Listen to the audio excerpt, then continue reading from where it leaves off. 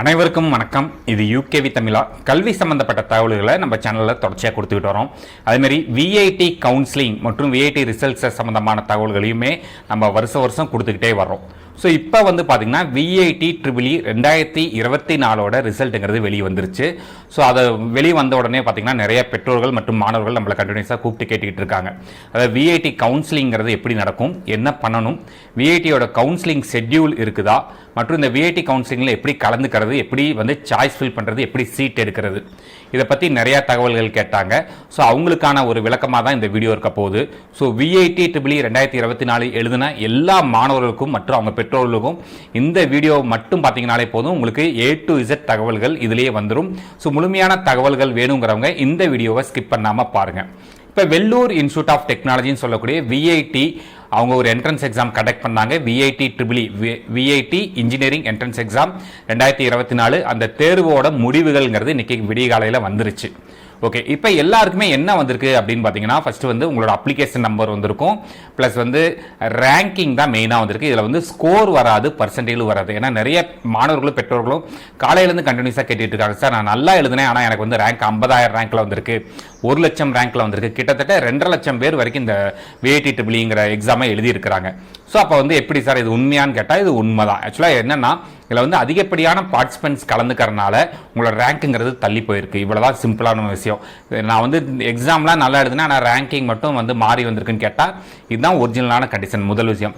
ரெண்டாவது விஷயம் என்னன்னு பார்த்தீங்கன்னா, அதாவது நீங்கள் வந்து உங்களுடைய ரேங்க் 1 லட்சம் ரேங்க்குள்ளே இருந்தால் மட்டும்தான் நீங்கள் வந்து விஐடி கவுன்சிலிங்கில் ஃபஸ்ட்டு 4 ஷெட்யூல், அதாவது சென்னை மற்றும் வெள்ளூர் இந்த 2 கேம்பஸில் கலந்துக்கிறதுக்கான கவுன்சிலிங்கில் பார்ட்டிசிபேட் பண்ண முடியும் அப்படிங்கிற மாதிரி தெளிவாக சொல்லியிருக்காங்க. ஏன்னா இதை வந்து இன்னொரு மாணவர் எப்படி கேட்டாருன்னு பார்த்தீங்கன்னா, சார் எனக்கு வந்து நான் 1 லட்சம் ரேங்க்குள்ளே இருக்கேன், கிட்டத்தட்ட ஒரு 80,000 90,000 ரேங்க்குள்ளே அவர் சொன்னார். அப்போ வந்து எனக்கு விஐடி சென்னையில் சீட்டு கிடைக்கும் தானே அப்படின்னு கேட்டார்.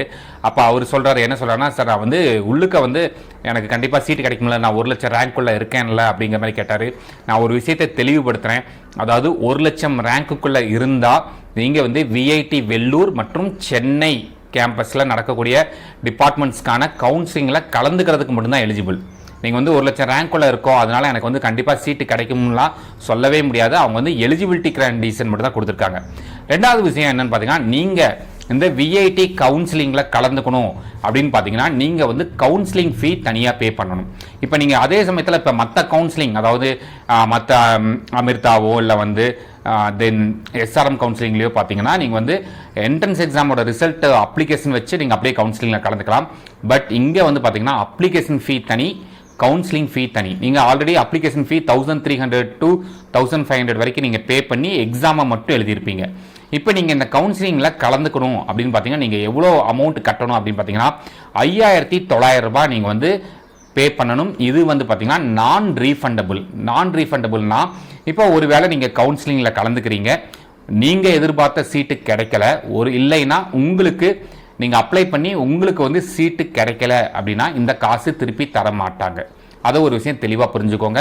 கவுன்சிலிங் ஃபீ மட்டும் தனியாக, அதாவது இது வந்து காலேஜ் ஃபீ கிடையாது, எக்ஸாம் ஃபீ கிடையாது. இந்த கவுன்சிலிங்கில் கலந்துக்கணும்னாலே நீங்கள் குறைஞ்சபட்சம் 5,900 ரூபாய் வந்து நீங்கள் வந்து ஃபீஸ் பே பண்ணணும். அந்த ஃபீஸ் பே பண்ணால் மட்டும்தான் நீங்கள் வந்து கவுன்சிலிங்கில் உங்களுக்கான ஸ்லாட்டுங்கிறது ஓப்பன் ஆகி நீங்கள் சாய்ஸே ஃபில் பண்ண முடியும். அப்போது ஒரு சிலருக்கு ஒரு டவுட் இருக்கும், சார் நான் வந்து கவுன்சிலிங்கில் வந்து கலந்துக்கிட்டேன், எனக்கு வந்து அவங்க சீட் அலோகேட் பண்ணல, அது ஏன் மிஸ்டேக் இல்லை, அப்போ எனக்கு வந்து அவங்க ரீஃபண்டபிள் பண்ணணும்ல அப்படின்னு கேட்டால் அவங்க தெளிவாக அதுக்கு தான் மெயில் கொடுத்துட்டாங்க. இட் இஸ் ஏ நான் ரீஃபண்டபிள் அமௌண்ட்.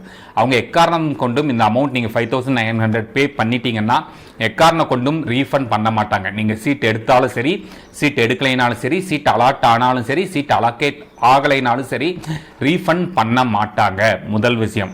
ரெண்டாவது விஷயம், அவங்க தெளிவாக கொடுத்துருக்காங்க, ஒரு 3 இன்ஸ்ட்ரக்ஷன் தெளிவாக கொடுத்துருக்காங்க. விஐடியை பொறுத்த வரைக்கும் நோ மேனேஜ்மெண்ட் கோட்டா அப்படிங்கிற விஷயத்தை தெளிவுபடுத்தி இருக்கிறாங்க. ஏன்னா இப்போ காலையிலேயே நிறைய பெற்றோர்களும் மாணவர்களும் கேட்டாங்க, சார் விஐடியில் மேனேஜ்மெண்ட் சீட் இருக்கா, ஏதாவது பண்ண முடியுமா அப்படிங்கிற மாதிரிலாம் கேட்டாங்க. அவங்க கொடுத்துருக்க தகவல் தான் நாங்கள் சொல்கிறோம். விஐடியில் எந்த மேனேஜ்மெண்ட் கோட்டாவும் கிடையாது. அதேமாதிரி கேபிட்டேஷன் ஃபீ, டொனேஷன் கொடுத்து சேர்றதுக்கான வாய்ப்புகள் இல்லை. அவங்க தெளிவாக கொடுத்துட்டாங்க, நோ கேபிட்டேஷன் ஃபீ. அதுமாரி நீங்கள் வந்து இந்த பேமெண்ட், இந்த 5,900 ரூபாய் மற்றும் காலேஜ் ஃபீஸ் எல்லாமே நீங்கள் ஆன்லைன் போர்ட்டலில் மட்டும் தான் பே பண்ணணும். டிடி எடுக்க தேவையில்லை, கேஷ் கையில் கட்ட தேவையில்லை. நீங்கள் விஐடியோட அட்மிஷன் ஆன்லைன் போர்ட்டலில் மட்டும் நீங்கள் பே பண்ணால் போதும். டிடி எடுக்காதீங்க, அமௌண்ட் பே பண்ணாதீங்க அப்படிங்கிற மாதிரி அவங்க தெளிவாக சொல்லிட்டாங்க. இப்போ அடுத்து வந்து பார்க்கக்கூடிய விஷயம் பார்த்தீங்கன்னா கவுன்சிலிங் ஷெட்யூல். இப்போ விஐடி கவுன்சிலிங் ஷெட்யூல் அப்படிங்கிறது என்னன்னு பார்த்தீங்கன்னா கிட்டத்தட்ட மொத்தம் 5 ஸ்டேஜாக நடக்குது. Phase 1, phase 2, phase 3, phase 4, phase 5 அப்படின்னு அவங்க வந்து 5 பிரிவாக பிரிச்சிருக்காங்க. முதல் பிரிவு ஃபர்ஸ்ட் ஃபேஸ் 1. ஃபேஸ் 1ல் எந்த ரேங்க்ல இருக்க மாணவர்கள்லாம் கலந்துக்கலாம் அப்படின்னு கேட்டிருக்காங்க. அப்படின்னு பார்த்தோம்னா நீங்கள் வந்து ரேங்க் 1லிருந்து 20,000 ரேங்க் வரைக்கும் வாங்கி இருக்கக்கூடிய மாணவர்கள் என்ன பண்ணலாம் பார்த்தீங்கன்னா நீங்கள் ஃபேஸ் 1ல் கலந்துக்கலாம். நீங்கள் இந்த ஃபேஸ் 1ல் கலந்துக்கணும்னா ஃபஸ்ட்டு நீங்கள் வந்து அந்த 5,900 ரூபாய் அமௌண்ட் கட்டணும். சரிங்களா? அந்த 5,900 ரூபாயை ஃபேஸ் 1 மாணவர்கள் என்னைக்குள்ள கட்டலாம் அப்படின்னு கொடுத்துருக்காங்கன்னு பார்த்தீங்கன்னா 3/5/2024 இருந்து மே 6ஆம் தேதிக்குள்ள கட்டலாம்னு சொல்லியிருக்காங்க. நீங்கள் மே 6ஆம் தேதிக்குள்ள பே பண்ணால் மட்டும்தான் மே 7ஆம் தேதி காலையில் 9 மணிக்கு ஆன்லைன் போர்ட்டல் உங்களுக்கு ஸ்லாட் ஓப்பன் ஆகும், சாய்ஸ் ஃபில்லிங் ஓப்பன் ஆகும். ஸோ சாய்ஸ் ஃபில்லிங்கிறது வந்து பார்த்தீங்கன்னா மே 7 காலையில் ஆரம்பித்து மே 8ஆம் தேதி சாயந்தரம் 5 மணிக்கு க்ளோஸ் ஆகிடும் சாய்ஸ் ஃபில்லிங்கிறது ஃபர்ஸ்ட் ரவுண்டு மாணவர்களுக்கு. அதுக்கடுத்து வந்து பார்த்தீங்கன்னா நீங்கள் 8ஆம் தேதி ஃபில் பண்ணிட்டீங்கன்னு பார்த்தீங்கன்னா 10ஆம் தேதி காலையில் 9 மணிக்கு உங்களுக்கு சீட் அலோகேட் ஆகி அந்த அட்மிஷன் போர்ட்டல்லையே சீட்டுங்கிறது டிஸ்பிளே ஆகும். சீட்டு இருந்துச்சுன்னா சீட்டு காட்டும், இல்லைன்னா சீட்டு காட்டாது. அதை வச்சு நீங்கள் அடுத்த சீட்டு ஒருவேளை நீங்கள் பே பண்ணி சீட்டு கிடைக்கலைன்னா நீங்கள் வந்து அடுத்த ரவுண்டு கவுன்சிலிங்கில் எந்தவித ஃபீ பேமெண்ட்டும் இல்லாமல் கலந்துக்கலாம். சரிங்களா? நீங்கள் இப்போ 10ஆம் தேதி உங்களுக்கு ரிசல்ட் வந்துருச்சு, சீட்டு கிடைச்சிருச்சு அப்படின்னா நீங்கள் குறைஞ்சபட்சம் 10ஆம் தேதியிலேருந்து 16ஆம் தேதி மே 10லேருந்து 16க்குள்ள ஒரு அட்வான்ஸ் ஃபீயோ இல்லை வந்து டோட்டல் ஃபீயோ பே பண்ணணும். அது மாதிரி டோட்டல் ஃபீஸ் பே பண்ணுறதுக்கான கடைசி தேதி 24ஆம் தேதி. நீங்கள் இந்த ஒருவேளை இந்த 16ஆம் தேதிக்குள்ளே வந்து ஃபீஸ் பே பண்ணலைன்னா அந்த சீட்டு கேன்சல் ஆகி அது வந்து அடுத்த ரவுண்டுக்கு ஷிஃப்ட் ஆயிடும். முதல் விஷயம் இது வந்து பார்த்தீங்கன்னா ஃபேஸ் 1. அடுத்து ஃபேஸ் 2 செகண்ட் ஃபேஸில் வந்து பார்த்தீங்கன்னா எந்த ரேங்க்ல இருக்கிற மாணவர்களாக கலந்துக்கலாம்னு பார்த்தீங்கன்னா 20,001 45,000 ரேங்க் வரைக்கும் வாங்கியிருக்க மாணவர்கள் ஃபேஸ் 2ல கலந்துக்கலாம். நீங்கள் இந்த 5,900 ரூபாங்கிற இந்த கவுன்சிலிங் ஃபீஸை குறைஞ்சபட்சம் மே 17ஆம் தேதி சாயந்தரம் 5 மணிக்குள்ள பே பண்ணணும். சரிங்களா? உங்களுக்கான சாய்ஸ் ஃபில்லிங் டேட்ஸுங்கிறது மே 18 மற்றும் மே 19. மே 21ஆம் தேதி உங்களுக்கு சீட் அலோகேட் ஆயிரும், சீட் அலாட்மெண்ட் கிடச்சிரும். நீங்கள் மே 21லேருந்து 27க்குள்ளே வந்து பார்த்தீங்கன்னா அட்வான்ஸ் ஃபீ வந்து பே பண்ணியே ஆகணும்.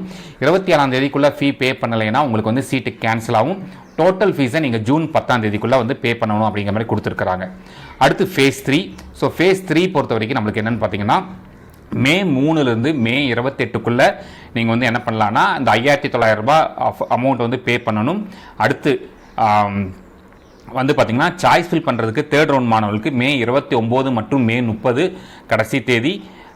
உங்களுக்கு சீட்டு வந்து ஜூன் 1ஆம் தேதி சீட் அலோகேட் ஆயிரும். மற்றும் வந்து பார்த்தீங்கன்னா நீங்கள் அட்வான்ஸ் பேமெண்ட் வந்து என்னைக்குள்ளே பே பண்ணணும், ஒரு வேளை சீட்டு கிடைக்கிற பட்சத்தில் ஜூன் 1லேருந்து ஜூன் 7க்குள்ளே வந்து அட்வான்ஸ் பேமெண்ட் பண்ண சொல்கிறாங்க. ஃபுல் ஃபீஸை வந்து ஜூன் 24ஆம் தேதிக்குள்ளே பே பண்ண சொல்லியிருக்காங்க. அடுத்து ஃபேஸ் 4. ஃபேஸ் 4ங்கிறது நம்மளுக்கு 70,001 1 லட்சம் ரேங்க் வரைக்கும் வாங்கின மாணவர்கள் கிடைக்கக்கூடியது. ஸோ அந்த மாணவர்கள் வந்து பார்த்தீங்கன்னா ஜூன் 8ஆம் தேதிக்குள்ளே மே 3ஆம் தேதியிலேருந்து ஜூன் 8ஆம் தேதிக்குள்ளே வந்து பார்த்தீங்கன்னா நீங்கள் வந்து கவுன்சிலிங் ஃபீங்கிறத பே பண்ணணும். உங்களுக்கான சாய்ஸ் ஃபில்லிங் போர்ட்டல்ங்கிறது ஜூன் 9ஆம் தேதி காலையில் ஓப்பன் ஆகி ஜூன் 10ஆம் தேதி ஈவினிங் க்ளோஸ் ஆயிரும் 5 மணிக்கு. உங்களுக்கு சீட்டு இருந்துச்சுன்னா ஜூன் 12ஆம் தேதி அலோகேட் ஆகும். மற்றும் நீங்கள் இப்போ ஜூன் 12ஆம் தேதி உங்களுக்கு சீட் அலோகேட் ஆயிடுச்சுன்னா நீங்கள் ஜூன் 12லேருந்து 18க்குள்ளே வந்து என்ன பண்ணணும் அப்படின்னு பார்த்தீங்கன்னா நீங்கள் வந்து ஃபீ பே பண்ணணும். அப்படி ஒருவேளை ஃபீ பே பண்ணலைன்னா உங்கள் சீட் கேன்சல் ஆயிரும். ஃபுல் ஃபீஸை பே பண்ணுறதுக்கு அவங்க வந்து ஜூலை 2 வரைக்கும் தேதிகள் கொடுக்குறாங்க. சரிங்களா? இதுதான் வந்து பார்த்தீங்கன்னா 4 ரவுண்ட்ஸ் ஆஃப் கவுன்சிலிங். அடுத்து 5ஆவது ரவுண்டு வந்து பார்த்தீங்கன்னா 1 லட்சம் ரேங்க்குக்கு மேலே இருக்கவங்களுக்கு அதை பற்றி அடுத்தடுத்த வீடியோக்களில் சொல்கிறேன். ஸோ இதுதான் முழுக்க கவுன்சிலிங் ப்ராசஸ். நான் தெளிவுபடுத்திடுறேன். ரீஃபண்டபிள் இது வந்து பார்த்தீங்கன்னா அந்த 5,900 ரூபாய் கவுன்சிலிங் ஃபீஸ் வந்து பே பண்ணினா மட்டும்தான் சாய்ஸ் ஃபில் பண்ண முடியும். ஸோ அப்போ அது வந்து ஒரு வேளை உங்களுக்கு சீட்டு கிடைக்கலைன்னா இப்போ ஃபஸ்ட் ரவுண்டில் கலந்துக்கிறீங்க, நீங்கள் ஒரு குறிப்பிட்ட டிபார்ட்மெண்ட் மட்டும் போட்டிருக்கீங்க, அந்த ரவுண்டில் உங்களுக்கு சீட் அலோகேட் ஆகலைன்னா நீங்கள் பே பண்ண அமௌண்ட்டை வச்சு அடுத்த ரவுண்டில் கலந்துக்கலாம். சரிங்களா? But at the same time நீங்கள் எந்த ரவுண்ட்லையுமே சீட்டு கிடைக்கல, சீட் அலோகேட் ஆகி நீங்கள் சீட்டை எடுக்கலை அப்படின்னா அந்த அமௌண்ட் ரீஃபண்டபிள் கிடையாது. இது வந்து பார்த்தீங்கன்னா ஒன் டைம் பேமெண்ட் 5,900 ரூபாய். ஸோ ரீஃபண்டபிள் கிடையாதுங்கிறத அவங்க திரும்ப திரும்ப தெளிவாக சொல்லிடுறாங்க. ஏன்னா கடந்த வருஷம் நிறைய பெற்றோர்கள், ஏன்னா கடந்த வருஷம் கவுன்சிலிங்குமே நம்ம A to Z ப்ராசஸ் பார்த்தோம். அப்போ கடந்த வருஷம் பெற்றோர்கள் நிறைய பேர் வந்து பார்த்திங்கன்னா அந்த 5,900 ரூபாயை வந்து பே பண்ணிவிட்டு சீட் எடுக்காமல் திருப்பி ரீஃபண்டபிள் கிடைக்குமாங்கிற மாதிரிலாம் கேட்டுக்கிட்டு இருந்தாங்க. அது கிடைக்காது. அதை நான் ஒரு விஷயம் தெளிவுபடுத்திடுறேன். ஸோ இதுதான் கவுன்சிலிங் ஷெட்யூல். நான் வந்து 4 ரவுண்டு வரைக்கும் சொல்லியிருக்கேன். அடுத்து 5வது ரவுண்டு வந்து தனியாக பின்னாடி சொல்கிறேன். சரிங்களா? ஸோ இப்போ இதுதான் வந்து விஐடி கவுன்சிலிங்கோட A to Z ப்ராசஸ். இதுக்கு மேலே விஐடி கவுன்சிலிங்கில் எந்த ஒரு விஷயமே கிடையாது. உங்களுக்கு ஒருவேளை வந்து நிறைய பெற்றோர்கள் காலையிலேருந்து கேட்க ஆரம்பிச்சிட்டாங்க. அதாவது சார் இப்போ என் பையன் இந்த ரேங்க் வாங்கியிருக்காரு, எந்த ஃபீ கேட்டகரியில் சீட்டு கிடைக்கும், எந்த கேம்பஸில் சீட்டு கிடைக்கும்லாம் கேட்டிருந்தாங்க. நான் இப்போ கடந்த 10லேருந்து 15 நாளாக வந்து பார்த்திங்கன்னா விஐடி கவுன்சிலிங்கில் கடந்த வருஷம் சென்னை கேம்பஸில் என்ன ஃபீ கேட்டகரியில் என்ன சீட்டு கிடச்சது, வெள்ளூர் கேம்பஸில் என்ன ஃபீ கேட்டகரியில் என்ன சீட்டு கிடச்சது, எந்த ரேங்க்குக்கு என்ன சீட்டு கிடச்சிதுன்னு சொல்லி கண்டினியூஸாக கடந்த 10லேருந்து 15 நாளாக வீடியோஸ் போட்டுக்கிட்டு வரேன்.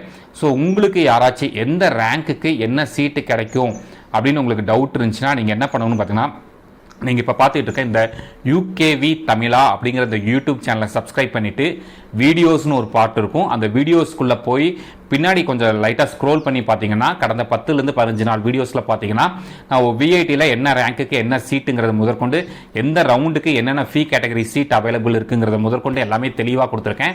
ஸோ அதை நீங்கள் பார்த்து தெரிஞ்சுக்கலாம். மற்றும் உங்களுக்கு கண்டினியூஸாக VIT counselling, JoSAA counselling, Amrita counselling, TNEA counselling, agri, இது மாதிரி என்ன கவுன்சிலிங் சம்மந்தப்பட்ட தகவல்கள் வேணுங்கிறவங்களும் யூகேவி தமிழா அப்படிங்கிற இந்த யூடியூப் சேனலை சப்ஸ்கிரைப் பண்ணிவிட்டு வீடியோஸ்குள்ளே போய் பார்த்தீங்கன்னா உங்கள் பெரும்பாலான டவுட்களுக்கு வந்து பார்த்திங்கன்னா அந்த வீடியோஸ் இருக்குது. மற்றும் இந்த வீடியோ பார்த்துக்கிட்டு இருக்க ஸ்டூடெண்ட்ஸ் ப்ளஸ் பேரண்ட்ஸ் உங்களோட விஐடி ட்ரிபிள் ரேங்க்கை வந்து கீழே கமெண்ட் பண்ணுங்கள். சரிங்களா? மற்றும் இந்த வீடியோ உபயோகமானதாக இருந்துச்சுன்னா இந்த வீடியோவை உங்கள் நண்பர்களுக்கு ஷேர் பண்ணுங்கள். மிகவும் நன்றி.